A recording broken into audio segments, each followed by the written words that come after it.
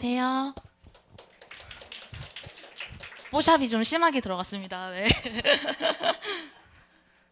네, 저는 일단 목동다원교육에서 대일고 한가람고 신목고 통상고사 담당하고 있는 박지은이라고 합니다. 네. 어머님들 이제 교육 과정이 많이 바뀌고 나서 통합사회에 관해서 많이 궁금하실 것 같아요. 그리고 일단 중학교에선 배우지 않았던 과목이기 때문에 일단 통사가 뭐지 하는 궁금증이 있으실 것 같은데 통합사회에 대해서 이제 일단 간략하게 설명을 드리면 일반 사회 한 40%, 지리 30%, 윤리 한 25%, 역사 5% 정도가 통합되어 있는 융합 과목이라고 생각을 해주시면 될 것 같습니다. 그래서 일단 2015 개정 통합사회와 2025 개정 통합사회를 일단 살펴보면 제가 쭉 봤는데 일단 2015 개정 통합사회는 총 9단원으로 구성이 되어 있거든요. 근데 내용상 크게 달라진 건 없어요. 가장 큰 건 통합사회 1과 2로 나뉘어졌다는 점과 그리고 제가 크게 바뀐 점은 밑에 살짝 언급을 해 놓았거든요. 1단원 같은 경우가 이제 단원의 분리가 이루어졌고 그리고 교육 과정 그 목표에 맞춰서 살짝 재구성이 됐다는 점, 조금 심화된 단원이 있다는 점, 그 부분만 다른 것 같아서 내용상에 큰 변화는 없다라는 거 알고 계시면 될 것 같고요. 1학년 때는 이제 통합사회를 배우게 되지만 2, 3학년 때는 사회과의 선택 과목이 이제 있거든요. 이제 일반 선택과 진로 선택 같은 경우에는 상대평가 5등급제로 이루어지게 되고요. 융합 선택 같은 경우는 절대평가로 이루어지게 됩니다. 그래서 이 부분은 알고 넘어가 주시면 될 것 같고요. 일단 교육부에서는 이렇게 발표를 했어요. 예시문항 발표와 동시에 우리는 이런 거에 근거를 해서 문제를 내겠다라고 냈기 때문에 쭉 별 내용은 없습니다. 그래서 다 그냥 일반적인 원론적인 얘기를 하고 있는데 교육부에서 시간, 문항 수나 통합사회는 몇 분을 주겠다, 몇 시간 주겠다 이런 거에 대한 구체적인 언급은 아직 교육부에서 하질 않았어요. 그래서 그 2025년 상반기에 발표를 한다고 하니까 그게 발표가 나면 그거에 맞춰서 우리 아이들과 제가 함께 그거에 맞춰 대비를 해 나가면 될 것 같습니다. 그래서 예시 문항이 총 공개가 됐는데 간략하게만 주요 문항들만 살짝 언급을 해드릴게요. 그래서 문항을 보면 얼핏 보면은 뭐 난이도가 높나 살짝 애매한 부분들이 있는데 큰 특징들을 살펴보면 통합사회라는 과목의 특징과 걸맞게 융합되어 있는 문제들이 상당히 많았어요. 그래서 이 문제도 딱 보면 1, 2번 같은 경우엔 지리와 관련된 선지고 3, 4, 5번 같은 경우는 일반 사회, 사회문화에 관련된 선지거든요. 그래서 과목과 과목 간의 연계, 유기적 결합이 이루어진 형태를 살펴볼 수가 있고요. 마찬가지로 이 문제 또한 옆에 교육부에서 발표한 거 보면은 정치와 법과 경제가 결합된 문제라고 살펴보실 수 있을 거예요. 그리고 우리 아이들이 제일 싫어하는 거거든요. 그래프, 뭐 사진, 지도 나오면 진절머리를 쳐요. 특히 이과 성향 강한 아이들은 막 미칠라고 그래요, 막. 그래서 근데 안타깝게도 공개된 예시 문항들 보면은 이런 자료들이 상당히 많이 찾아볼 수 있을 거예요. 그래서 어떤 변화가 있는지 정리를 해서 보면은 영역과 영역을 유기적으로 결합한 문항들이 상당히 많았다. 물론 아닌 문항들도 있습니다. 이건 뭐 윤리다, 지리다 하는 문항들도 존재를 했지만 뭐 윤리 플러스 지리, 뭐 지리 플러스 문화, 경제, 역사와 같이 각 영역이 유기적 결합을 이루는 문항들이 다수 존재했고요. 그리고 자료 해석 능력이 왜 지워졌죠? 네, 요구가 되어집니다. 그래서 그래프나 지도 이런 것들이 1학년 때부터 뭐 내신에도 당연히 나올 거기 때문에 연습을 많이 해서 훈련이 많이 필요한 부분일 것 같고요. 네, 교과서 난이도.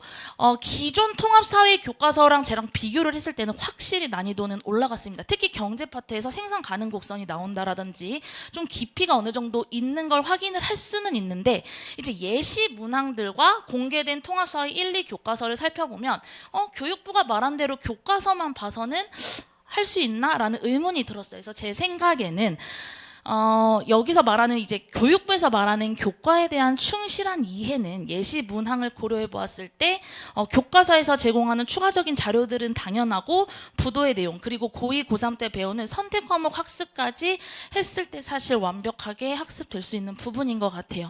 그리고 예시 문항들이 공개는 됐지만 오늘들 내신은 5등급제로 바뀌었죠. 이따가 소개해 드릴 건데 수능은 기존 9등급제를 유지를 합니다. 그러면 이 아이들을 촘촘하게 변별을 하기 위해서는 어렵게 킬러 문항들이 분명히 존재할 수밖에 없거든요.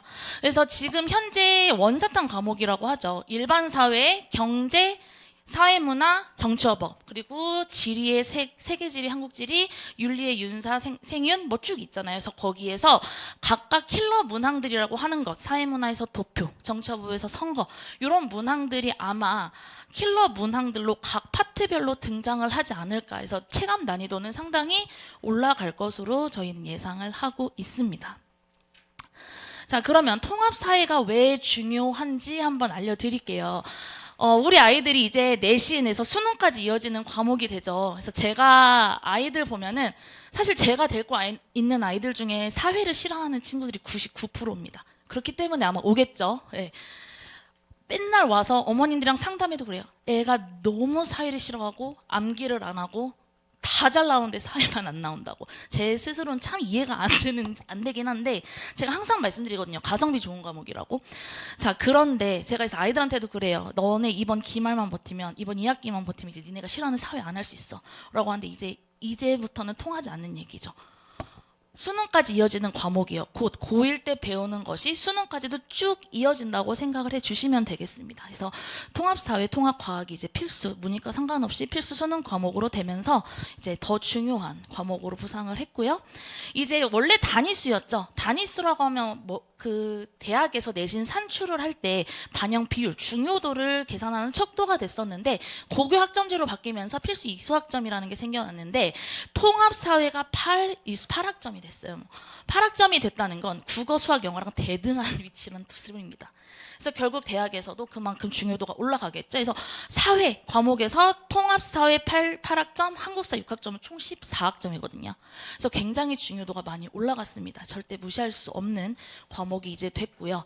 내신 등급제가 변화했죠. 기존엔 9등급제로 이루어집니다. 그래서 2등급까지가 누적 상위 누적 11%였다면 이제는 1등급은 10%까지로 늘어납니다.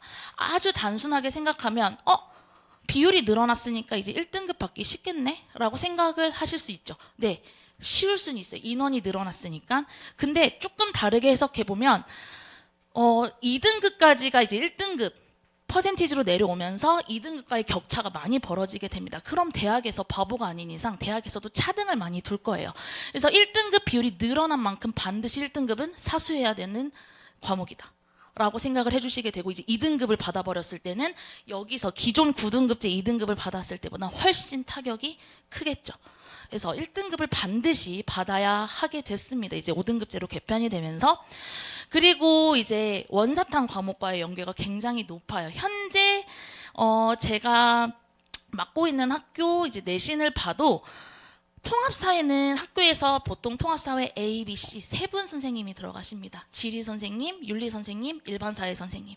그 뜻은 뭐냐 하면 정말 깊이 있게 가르쳐 주신다는 소리예요. 그래서 각 선생님께서 이제 해당하는 과목에 해당하는 단원을 이제 수업하시게 되는데 통합사회의 그냥 일반적인 문제집들을 보면 사실 상당히 난이도가 낮습니다. 그래서 그것만 보면 내신 대비도 사실 어려울 만큼 자료가 좀 중요한데 대일고 같은 경우도 지금 보면은 9월 평가원 고3 아이들이 푸는 모의고사거든요. 그대로 선생님들이 인용해 오세요. 지도나 그래프나 선지들을.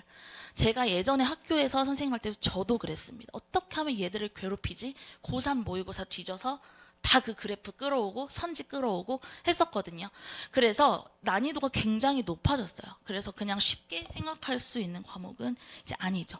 그리고 수능 또한 마찬가지입니다. 수능도 이제 선택 과목과 9등급제로 나누기 위해서는 변별을 줄 수밖에 없기 때문에 2, 3학년 때 배우는 선택 과목들의 수준까지 나올 확률에 대비해서 그의 대비가 반드시 필요할 것 같습니다. 자, 그래서 제 수업을 이제 간단하게 설명을 드리면 일단 이번 겨울방학 때 통합사회 1, 2를 한번 쭉 훑어보고 핵심 개념, 주요 개념, 그리고 어려운 것들에 조금 더 초점을 맞춰서 훑어보는 시간을 가질 거고요. 저는 항상 전시 테스트를 봅니다. 그리고 어머님들께 공유를 해드리는데 네, 가끔 이걸 제가 너무 착실히 공유해드리다 보니 어떤 아이들은 어머님 번호를 제 어머니 핸드폰에 제 번호를 차단시켜놓는 경우들까지 있었거든요. 네, 그래서 다 공유를 해드릴 거고 일단 특히 사회 같은 경우는 이 테스트가 없으면요 어머니 아이들이 공부를 안 해요. 정말 가장 뒷전인 과목입니다. 그러면 3시간, 4시간 수업 들어봤자 그냥 다 도라미 다 날아가 버리는 거거든요. 그래서 항상 전시 테스트를 통해서 아이들이 얼만큼 공부를 해왔는지, 숙제를 해왔는지 체크를 할 거고, 그리고 그거에 맞춰서 클리닉도 진행을 할 거예요. 그래서 사실 어머님들이 가장 걱정이 그거예요. 아이들이 암기가 안 돼요. 암기가 안 되는 게 아니라 안 하는 거거든요. 솔직히 IQ 2자릿수 이상이면 암기는 다 해요. 바보도 아니고 다 하는데 안 해요. 의지가 부족하거든요. 그래서 그런 아이들 때문에 이제 클리닉은 저는 항상 필요하다고 생각하고 멱살 끌고 잡고 암기 시킵니다.